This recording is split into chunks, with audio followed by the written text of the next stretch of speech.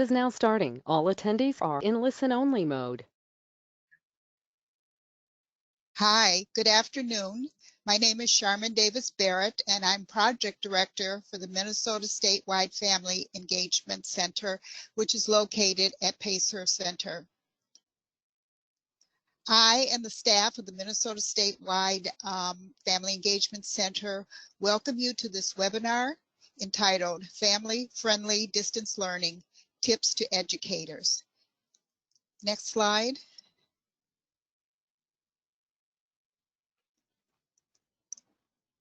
The agenda will be as follows.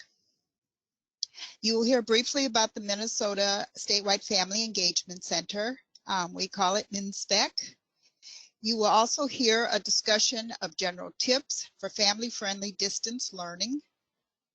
Next, you will hear tips from the Minnesota Statewide Family Engagement Center multicultural advisors who bring many years of experience and expertise working with families throughout the state. And then finally, we will have a question and answer period, which is devoted to addressing some of the questions that you pose to our panelists. Next, we're going to have Rose Quintero, who is going to talk and tell us a little bit about the computer logistics and the housekeeping issues that you will have today. Rose?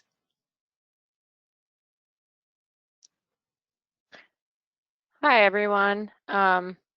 Just advancing the slide. So my name is Rose Quintero. I'm the project coordinator for the Minnesota Statewide Family Engagement Center. I'll be back to talk a little bit more, but I just wanted to go over some logistics or housekeeping issues for today in terms of using GoToWebinar and how this webinar will run. So for those of you new to GoToWebinar, on the right side of your screen should be a control panel that allows you to access various functions. There were two ways to join the meeting. It could have been through a computer using your mic and speakers or via telephone. We have muted all attendees for this presentation, as well as not allowing the cameras for your individual computers. We have about 210 people attending today, so just so we don't have a lot of background noise, we've just muted all the participants from our end. The way we're going to work our question session is that we're going to ask you to submit questions via the control panel. Again, to the right of your screen is a menu. It's kind of in a gray color, and there should be a category called questions. You can open that menu by clicking on the little arrow, and you can put your questions there. You're welcome to ask questions throughout the presentation, but I will monitor them and read them at the end and then present them to the presenters when we come to the Q&A. So today's presentation is being recorded and it will be provided within 24 hours. A link to the recorded version will be available on our website, and the slides for today are currently available under the Handouts tab, which is also, if you go to your control panel, on the right side of your screen is a tab called Handouts. There's a link and the slides are available there. If you have any questions after the presentation, you're welcome to email me. It's rose.quintero@pacer.org. And I'm going to hand it back to Charmin to continue with the introduction. Okay, well, thank you so much, Rose. Briefly, I want to tell you a little bit about the Minnesota Statewide Family Engagement Center. There are, at present, 13 or so statewide family engagement centers across the country. We are one of 13, as I mentioned, here in Minnesota. We were established in 2018, And right now we work in collaboration and partnership with 22 partners, which include the Minnesota Department of Education, school districts, charter schools, and community organizations.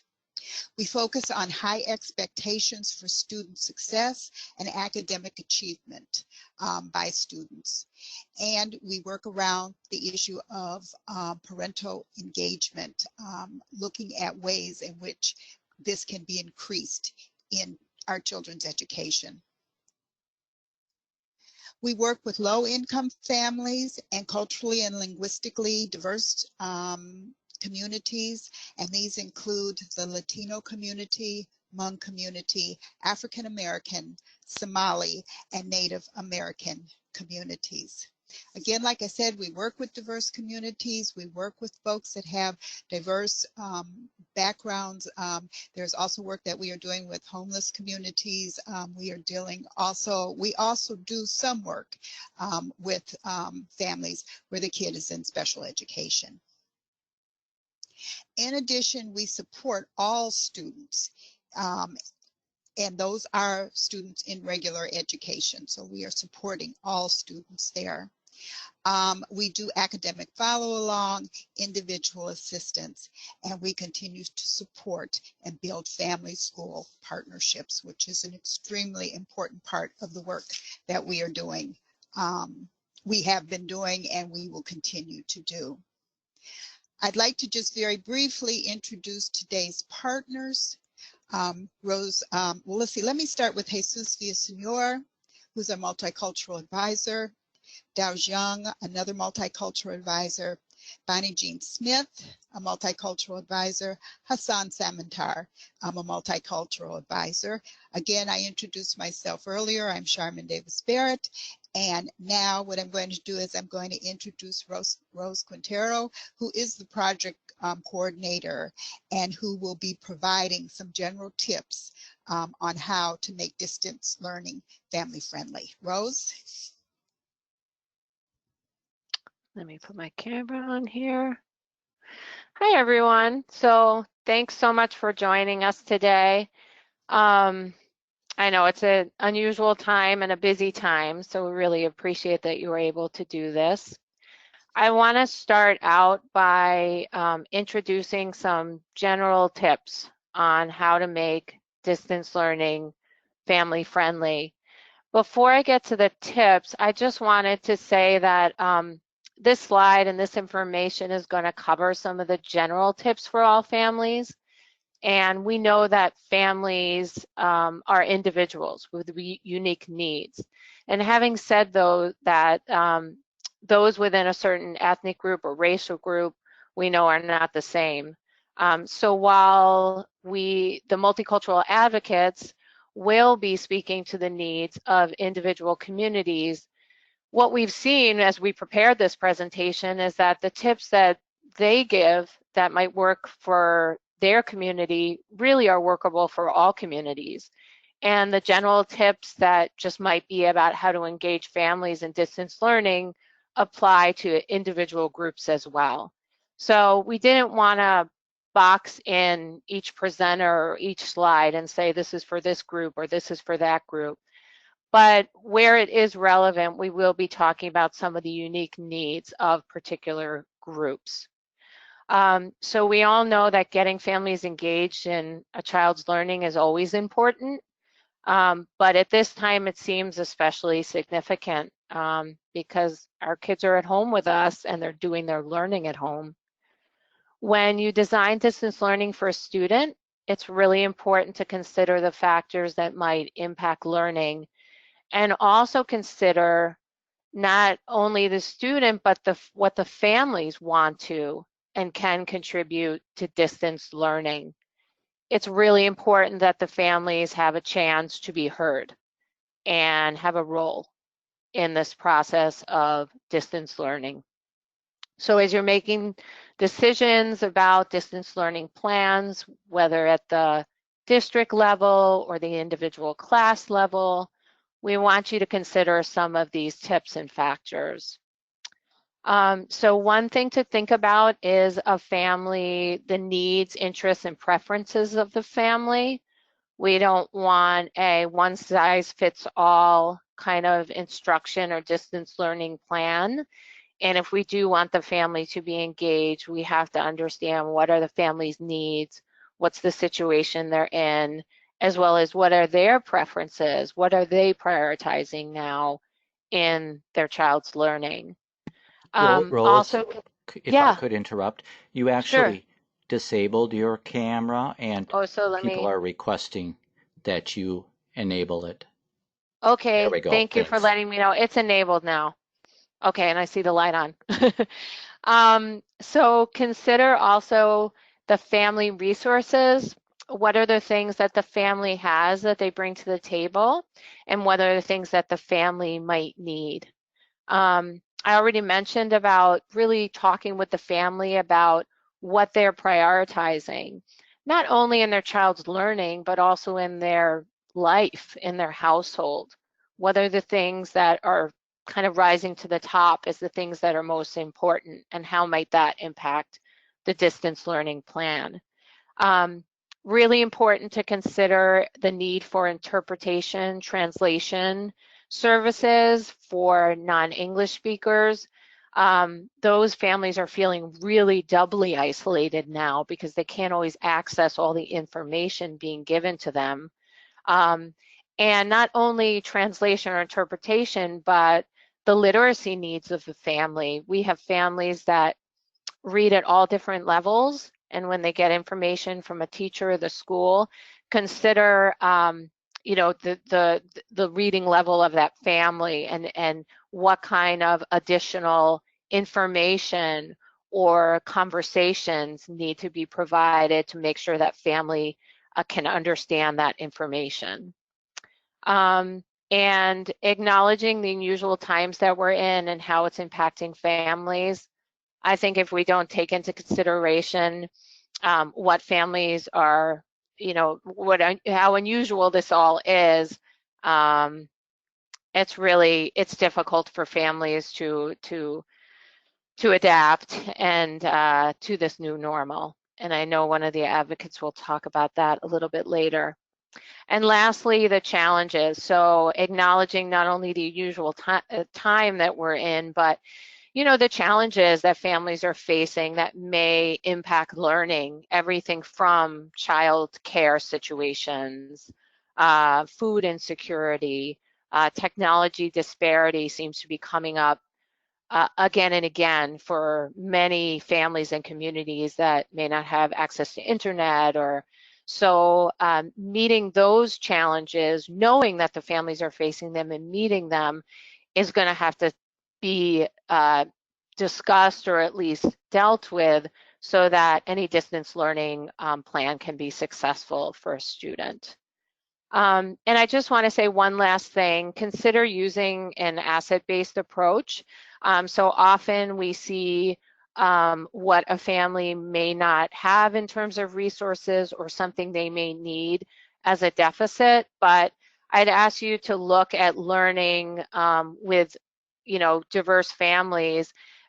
What are the strengths that these families bring to the learning process? They may not have all the technology savvy, but they have a lot of strengths and a lot of things they can teach their children, and to work those into the learning plan as well. I'm going to turn the slide over to Bonnie Jean Smith, one of our parent advocates and trainers. Thank you. Hello. Thank you, Rose. You don't see a photograph of me because I couldn't get Jamie to put a picture up there when I was 20. He put the other one up. Okay, I love you, Jamie.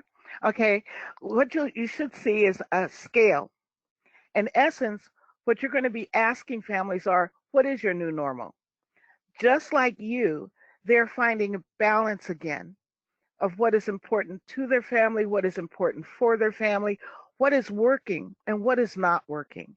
We are all in presently uncharted territory. And this is an opportunity where you, as educators or people that help, can listen and give families praise for the things that they're doing and it's working well for them, which is very important. And if it's within your responsibility to correct what is not working for them or refer it to one of your coworkers or someone you know that can help. Know that while you are having this conversation with families, other needs might show up. And if they do, you can agree to refer them, as I said, to a colleague that may have the role of assisting them. And if not, you'll have notes of it. So if it does come up, then you can refer them on. But you need to be clear as to what you are providing, because it's new to you and it is also new to them. And I'm now going to introduce Mr. Dao Zhang. Thank you, Banijin. Hello again, this is Dao. Before I add something to what Banijin has mentioned, I would like to say that while many Asian students are learning real well at home, many Hmong families, for example, are struggling to manage the child's distance learning. Some parents may have a concern about the middle and high schoolers' online learning and technology use. Others may consider their child's safety and being healthy as their priority. So it's very important to recognize that each family is unique and has a different capacity to support the child's learning at home. Now, parents as well as many grandparents at home are taking a different role that they used to do by being a teacher for their child's education. So, what can be helpful is to review what is working. For example, if your student finishes his or her schoolwork on time, and it is done as expected, students fully participate every virtual meeting with good intention. For families who have a child with disability who has an individualized education program, the implementation is going well for them, and there is a regular communication with families, and there's no sign of concern indicated by parents or by interpreters. Let's think of anything that may seem not working. If you have a concern about the student's schoolwork,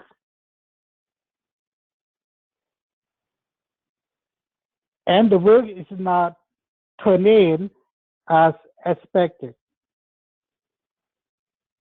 or it is partially completed.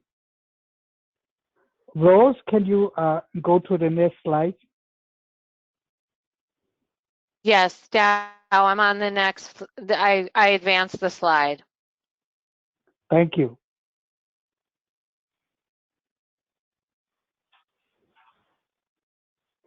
So while Rose is advancing the slide, I am going to continue to say that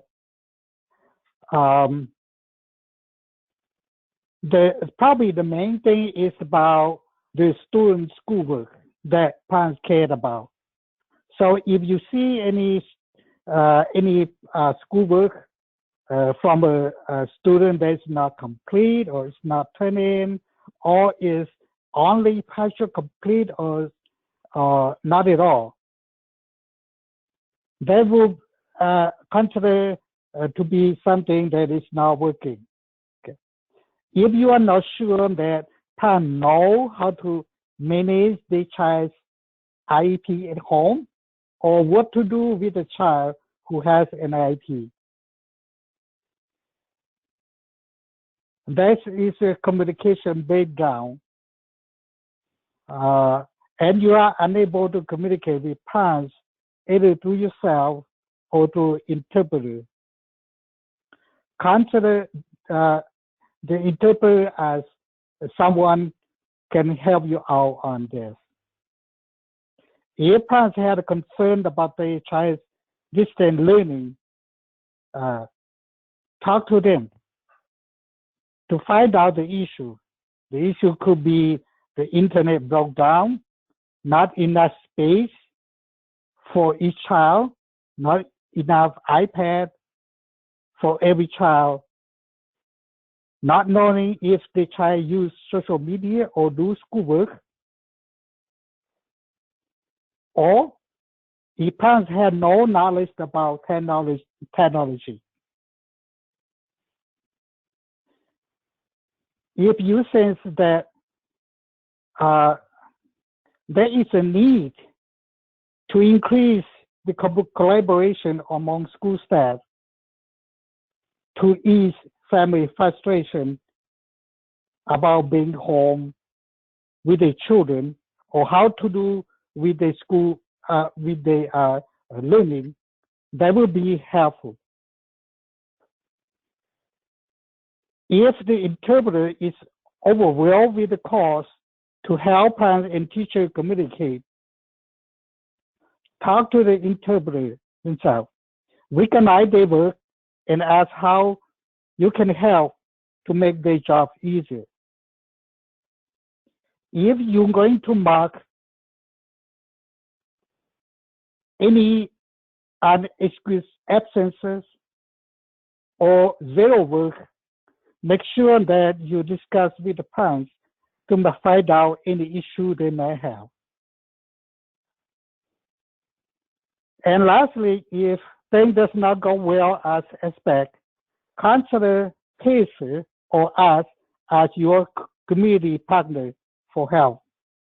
But before you make any referral, please explain the need and the student privacy to parents and ask if parents is okay. Be aware that some parents may not feel comfortable talking to outsiders about their child's learning. So make sure that they understand the service that the community partner will provide. Lastly, I will say communication is very important. Even though parents may not call you as expected, it is still very important that communication is the key for the child's learning at home. Thank you, and now I pass to Hassan Samantha. Thank you, Dao. In communicating with the families in the Somali community, keep in mind many parents may not be able to connect with educators or be able to stay engaged as they are still required to go to work. Don't assume all parents could work remotely or have a low labor intensity jobs. Many families in our community work in a manufacturing or delivery sector, such as Amazon or trucking industries. And in many cases, both parents are not able to stay home. In large families, finding a designated spot in the house may also be challenging. Families are, in addition to that, families are trying to help each other. So some other members of the family, such as a grandmother or grandfather, may have moved in with the family in order to help to care for the kids or help with the chores of the house. Check for understanding frequently. As Dao alluded or mentioned earlier, to communicate, families see if they understand and follow the instruction. If any possible, utilize if you have interpreter or a school liaison.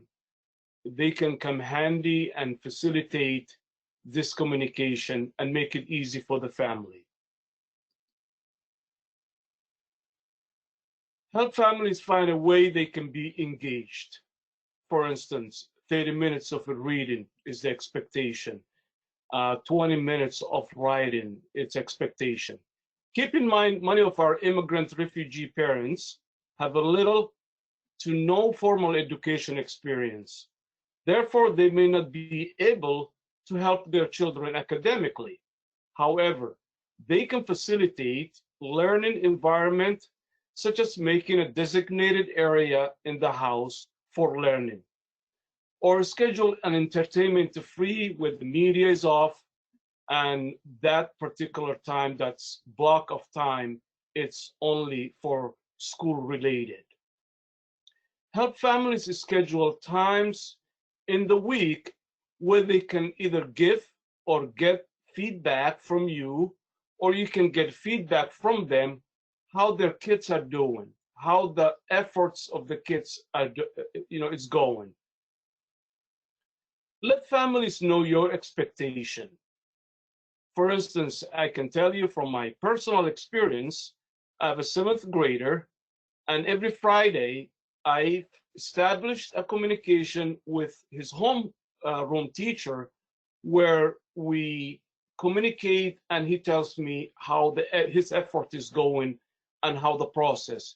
So if you are able to do that, it can help the families stay engaged, their kids' education, and at the same time see the effort that the kids are putting into this distance learning.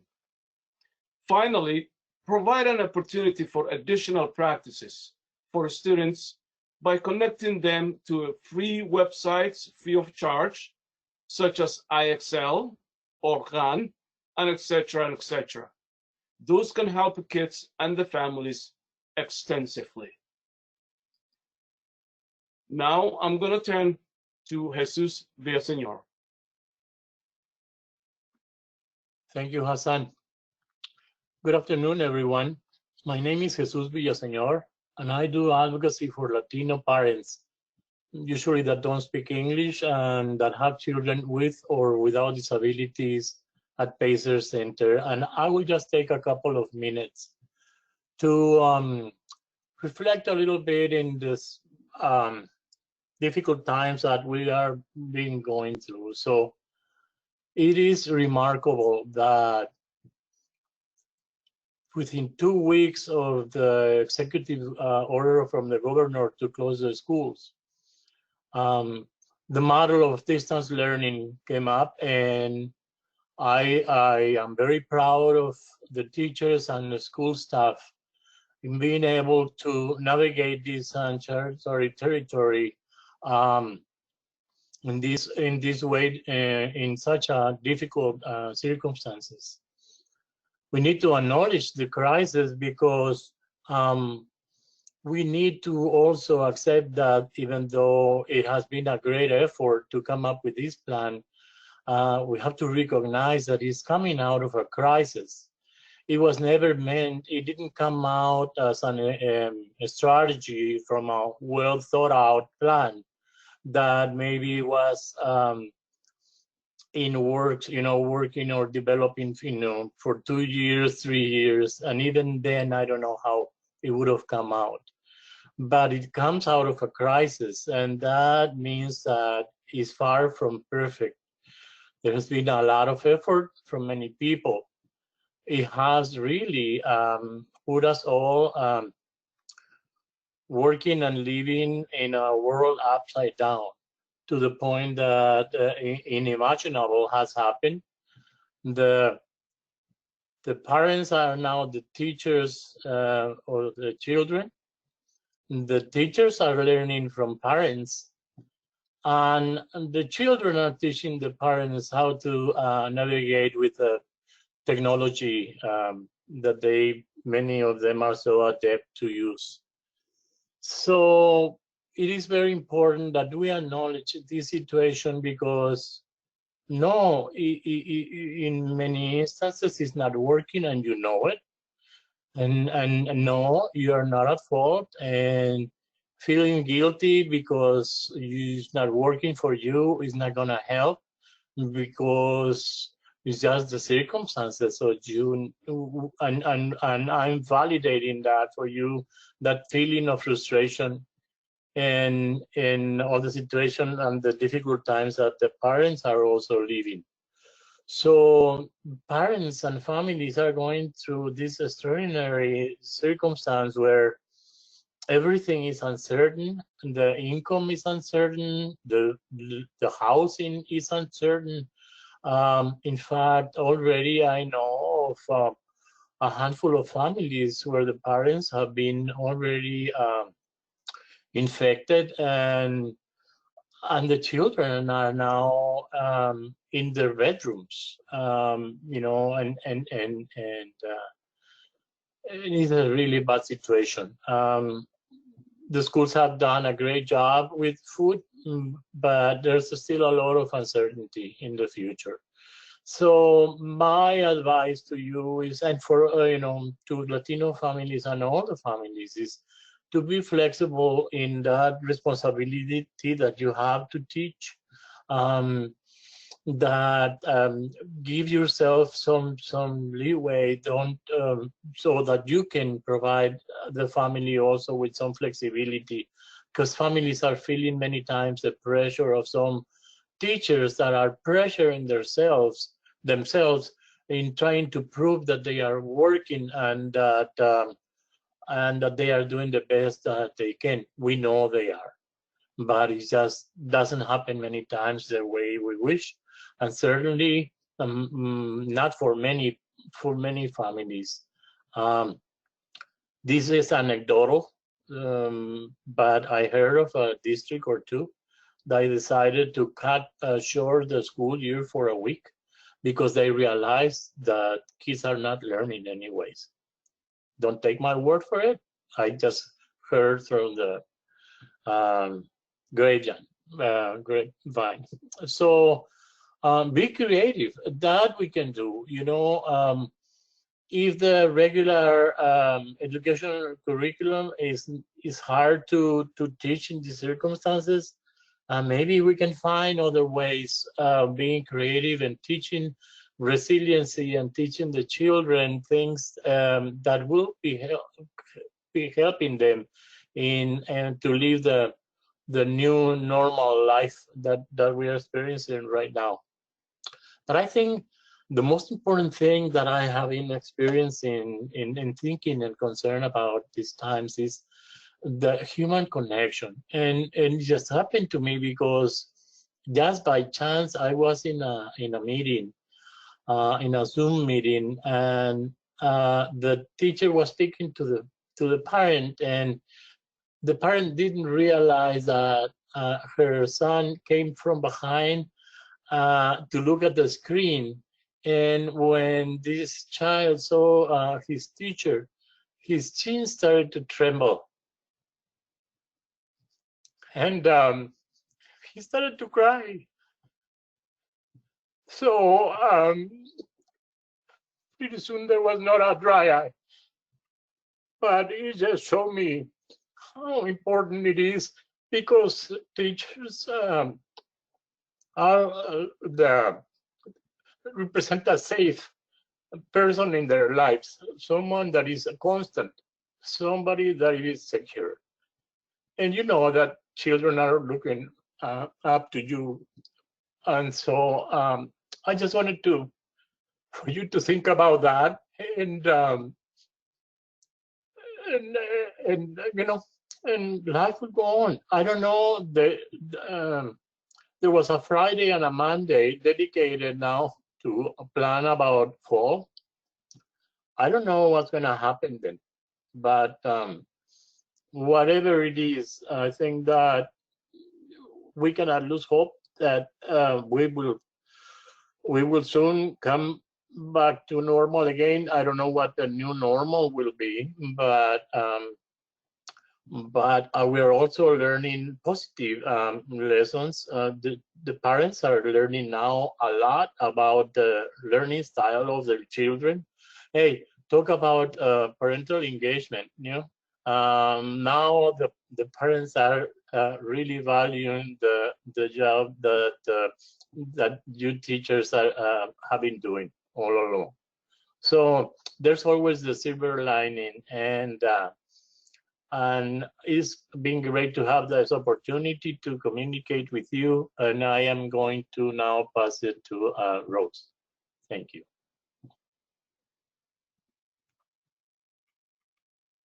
I'm just putting my camera on.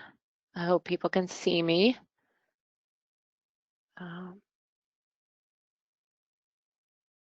Yes, we can, Rose.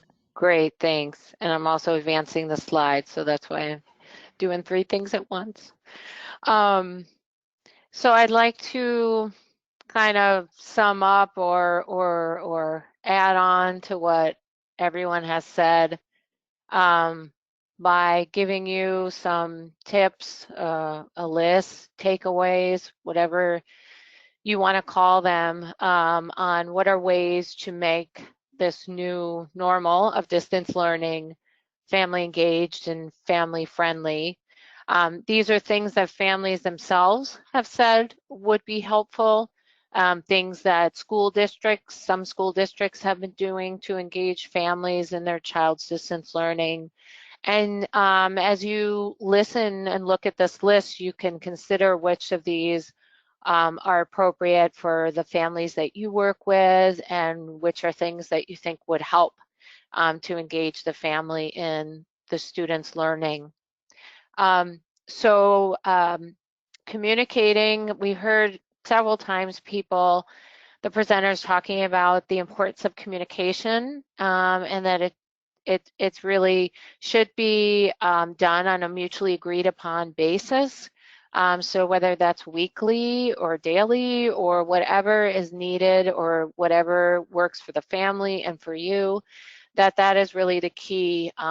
We've seen that, it's really hard for families to kind of keep up on the progress of their kids. And then for educators have been talking about how hard it is to keep up with the progress of kids because they're not seeing them daily. So communicating on a mutually agreed upon basis can be so valuable for both the educator and the family as well. Keeping your communication with the families, whether that's district-wide or class, just for your class or a particular student, keeping the emails or communication simple, trying not to use a lot of jargon, and think about maybe, for example, chunking out information into either separate emails or separate categories, but chunking that information so you're not giving so much information at one time. I think building trust at any time of family engagement, trust is kind of that foundation. But at this time where maybe, relationships might already be strained, or families might be having crises, one way to think about building trust is to find out, if families want to talk about, what they have to offer, what they need help getting or doing, and trying to help them with those things, provide those resources, and following through. Because I think if you're able to do that, you will build trust, and the families will, work better with you. Connecting families with community resources. Dow mentioned using PACER as a resource if it's about educational issues, but there's many resources out there, and whether that's connecting them with resources that you know about, or resources that the school district can tell you about to give to those families, or other staff, social workers, and the like. That's really important, because families will not be able to do the kind of, kids will not be able to do the kind of learning they need to at home if those family needs, are not met, or it's interfering with their learning. And lastly, providing technical support has been a really important piece that has helped families engage more. Please don't assume that parents know how to use the technology, even if you've given them the login, the password, and all those things. I think, there needs to be different ways that families can access technology support. It might be in different languages even, but this seems to be, in talking with school districts and other family engagement organizations, just a really big barrier. So think about all the technology, the first time you engaged with certain technologies and how confusing it was, and know that there are parents that don't have a lot of experience using technology. So that needs to be thought about as well. I just wanted to mention a presentation we got from Lee Her at the Department of Education. She's in the Equity and Opportunity Division community. She's a community engagement specialist. And she talked about some of the misalignment that is being seen between district learning plans and the experience, particularly of immigrant and refugee experienced families and the needs and resources that they have. And she used technology as one example that many of the district plans assume that parents know how to navigate websites and apps to create passwords and logins to be able to get into these websites that their kids are accessing and they need to access to monitor what their kids are doing. And so this is a huge barrier for a lot of families. So if you're seeing that families are struggling with this, make sure you're not making any assumptions about their level of knowledge and providing good resources and information and maybe even one-on-one support so that they can access these technologies and stay informed, not only about the district, but about what their own student is doing. I did want to mention also that a lot of these technology barriers can kind of frustrate families, and they may then kind of not want to engage as much with the school. So on the front end, please try to acknowledge that, there are these barriers, take steps to correct them, and maybe talk with families about how that is being addressed. I just want to refer you to some COVID-19 resources on distance learning. There are many, many, but these are a few that you can start with or that have some good family engagement resources. One of them is the Department of Education in Minnesota has a COVID-19 website, and they actually have a section on that website with a family engagement toolkit. And they have papers ranging in topics from engaging and communicating with families during distance learning to another guide to supporting immigrant and refugee experienced families during COVID-19. So I've looked at those, and they have some really good helpful hints and guides as well. Pacer Center, pacer.org, has its own page on COVID-19 with a whole wealth of resources. One of them being, for example, a handout on how to prepare your student with a disability for distance learning. There's some supports on helping your child with behavior or mental health issues during this time period. So I would check that out, and the links are here. And then lastly, a resource from Educating All Learners, which are specific resources on supporting special education students in distance learning. This is obviously not an exhaustive list, but I wanted to at least have you guys take away some places you could look for more information on this topic. And we're gonna start the Q&A session, but before I hand it back over to Charmin, I wanted to end with something kind of funny but poignant. And this is a meme that my husband actually sent to me, and it kind of really illustrates, I'm hoping people are looking at it and laughing, it kind of illustrates this gap, right, between the information that sometimes we give to parents because we understand it and the way that parents perceive this information. So it says teachers say just log into ZeebleZoop, scroll down to Zork app, and have the kids work through the assignments sent through Cracklezam, or check the links posted in Drumblekick. And then of course the parent is thinking, I can't do this.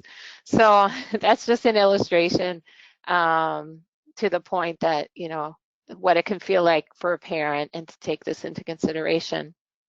I'm gonna pass it over to Charmin to kind of moderate the Q&A, unless I'm gonna do that. Okay, Rose, one of the things is I do not have access Yeah, you're right. now to the question. So I will ask you if there are questions, if you will, for the next couple of minutes, moderate. Sure. Um, Sure. And Rose will do that. She will probably chunk some of the questions that come in if they seem pretty similar, and she will direct the question to probably the most appropriate person to answer. So Rose, if you Great. that would be great. Okay.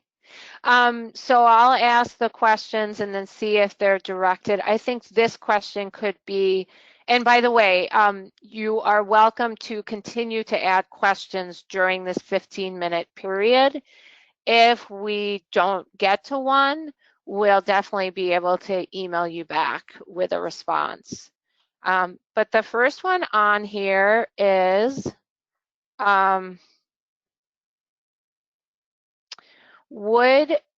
someone's asking, would it be appropriate to provide a rubric for a life-based skill and to incorporate a family member as a learning partner or learning coach?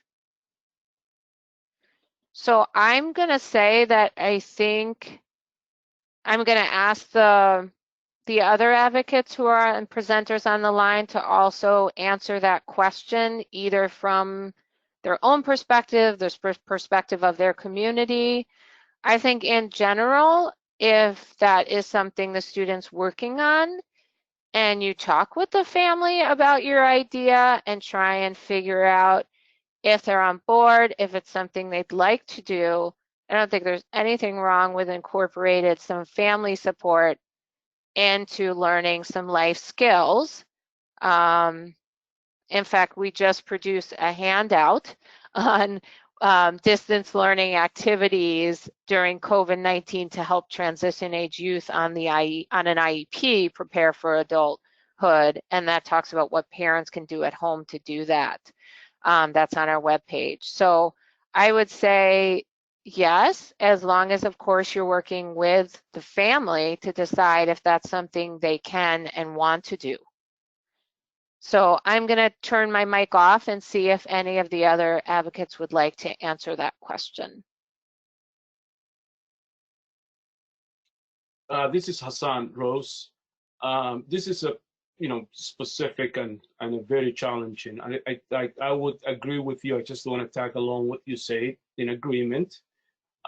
Anything that works, anything that out of the box and works for the family, it's a great. I just want to mention that we typically don't ever use students as interpreter or facilitator.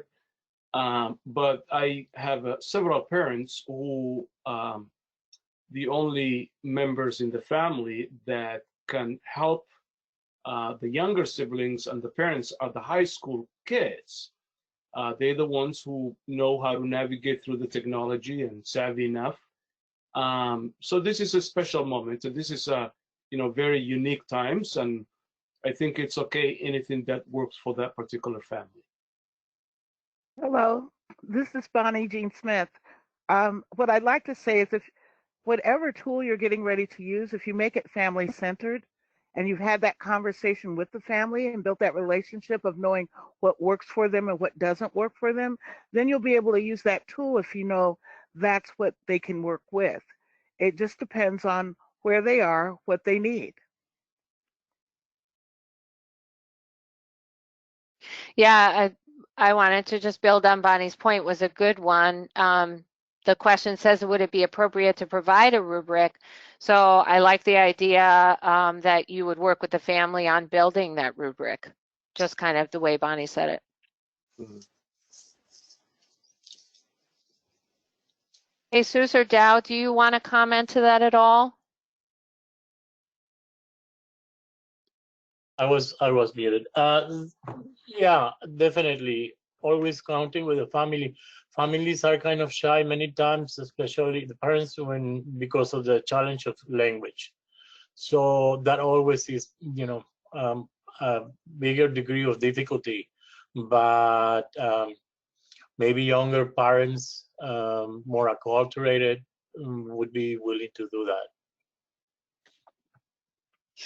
This is Sharman, and again, I think respect for the family, respect for the family situation, a rubric, perhaps again, not necessarily pulling something off the shelf, but looking at something that you can build with and for the families that you work with.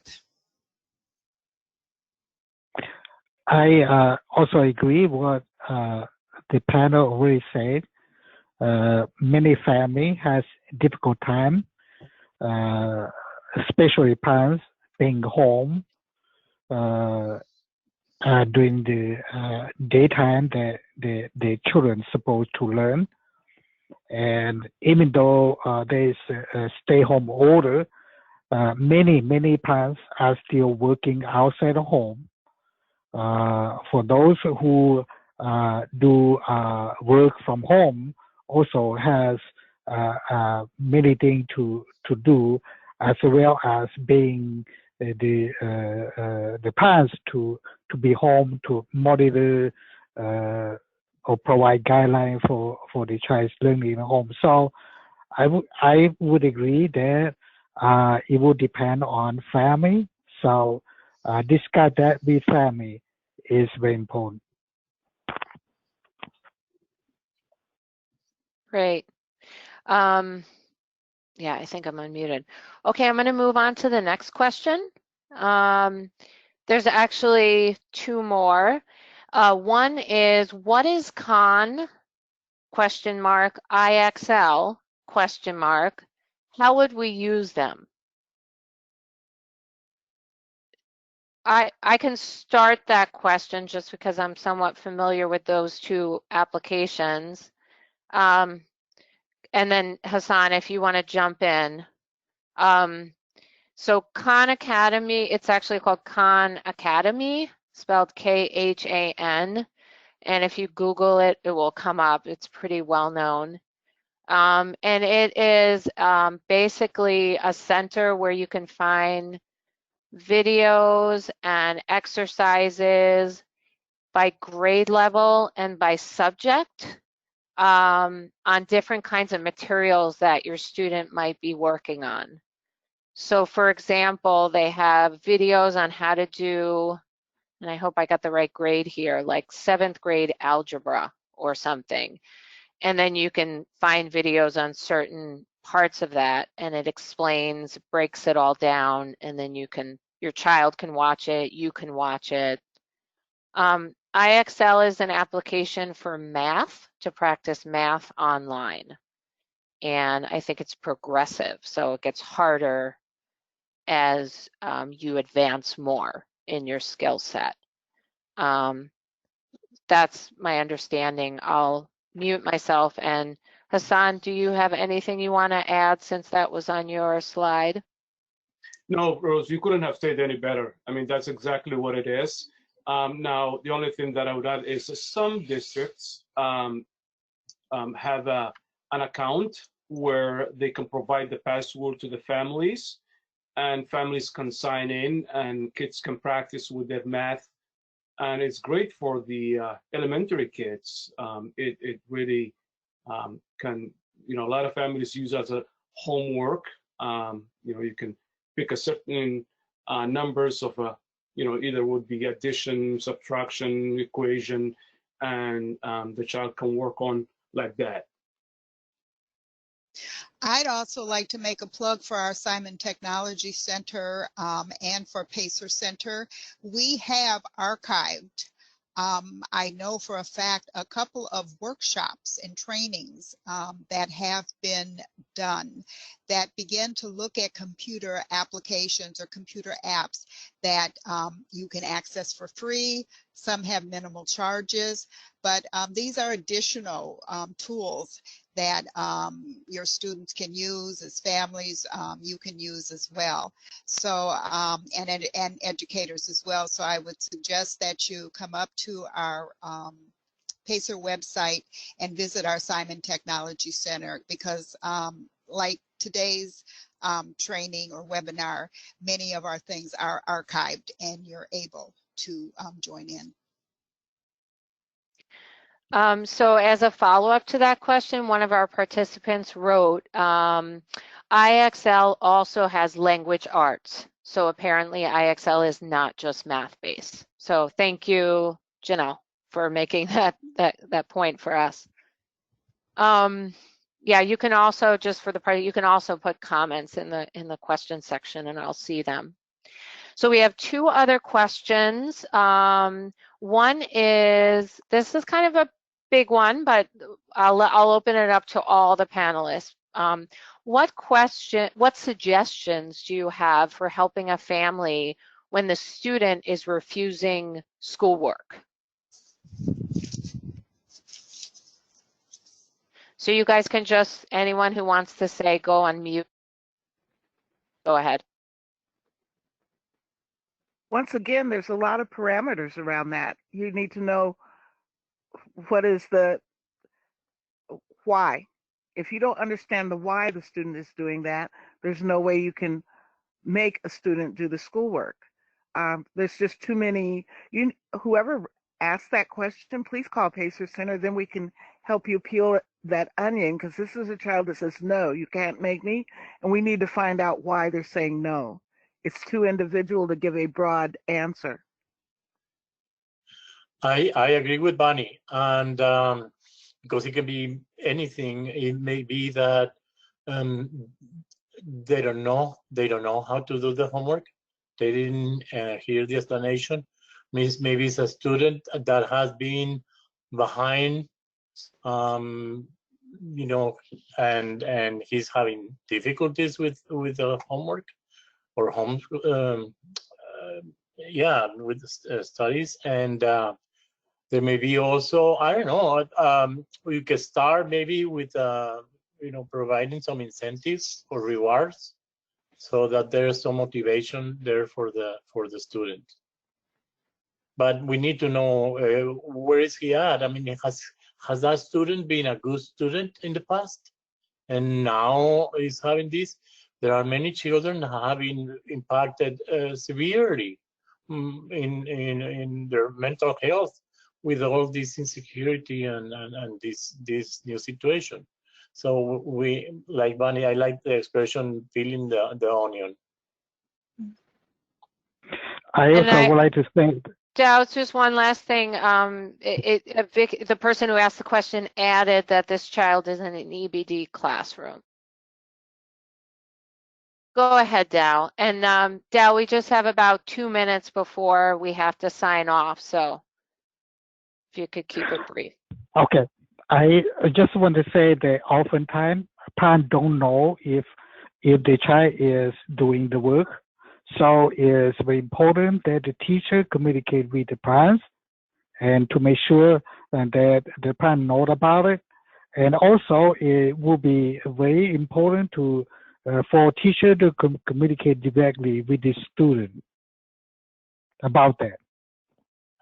Rose, also this student should have an individualized distance learning plan, and that issue needs to be addressed immediately. Yeah, I think that probably there is no one answer, because it is so individualized, as you've all said, you know, finding out the why of that and all the circumstances around it. But yeah, I think we've given some good ideas. Rose, one other thing that I've experienced this short period as well is in, you know, talking and communicating with the families.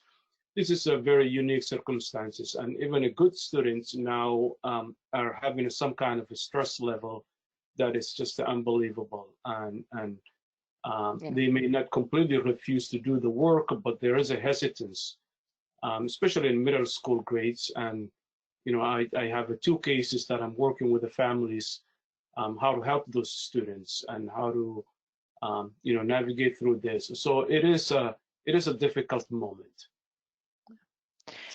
So someone also commented the idea of writing a social story about doing schoolwork at home. So just something to consider that was contributed. We have one question about the continuing education credit. So someone asked, how do we get continuing ed credit for this training? So this is a good opportunity for me to tell you that there's a survey and a certificate of attendance that will be provided to all participants. So when you log off of this meeting, you're going to see a screen that has a link to a survey, and I believe also a link to the certificate of attendance or some sort of certificate of attendance. And you're also going to get a follow-up email from GoToWebinar with that link, I think within about an hour. So those are the two ways that you can access the certificate of attendance. Please, please, please also fill out evaluation. We really value your feedback. I'm just seeing if there's any other questions because we're almost at 5 o'clock.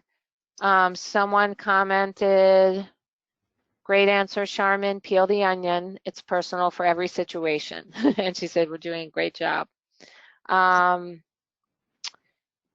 someone asked, could we still please refrain from using the word a good student in quotes? So that note has been taken. Thank you. Okay. Well, I think we are at the end of our hour. Again, as Rose was mentioning, there will be some information that you'll get at the end of this, which will include your certificate of participation, and there will be a survey, and we really would appreciate if you would fill that out. So I really want to thank everyone for, participating today. This particular session webinar will be archived, so you will be able to access it. We will figure out some kind of way to make sure that we answer all of the questions and that the information is provided back to you. But I think most of the questions we were able to answer during the webinar. Again, I really want to thank the staff for coming together and expressing their feelings on behalf of the families that we work with, and to talk about those important things, continuing the human connections, looking at what is happening for families from an asset-based kind of way. And again, like I said, I just want to thank everyone for participating today. And whether you are a parent, whether you are an educator, a teacher, whether you are an administrator, a community partner, we want to thank you for all that you do and all that you continue to do, whether it's learning from one another, whether it's sharing with one another.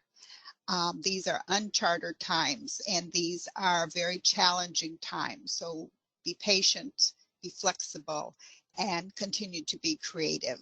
So together we have one more slide. I'd like to have you, Rose, put that up. Oh, yeah. That's okay. I just love my meme there. I know you love your meme, and that's good. I love your meme too. We want to thank everyone for participating, and together we can help all students achieve. Thank you very much. Have a good evening. Be safe. Thank you. Okay. Thank you. Thank you. All right, so I guess we can close this down. And want to thank you very much, the interpreters. Thank you very much for joining us today. We really appreciate it.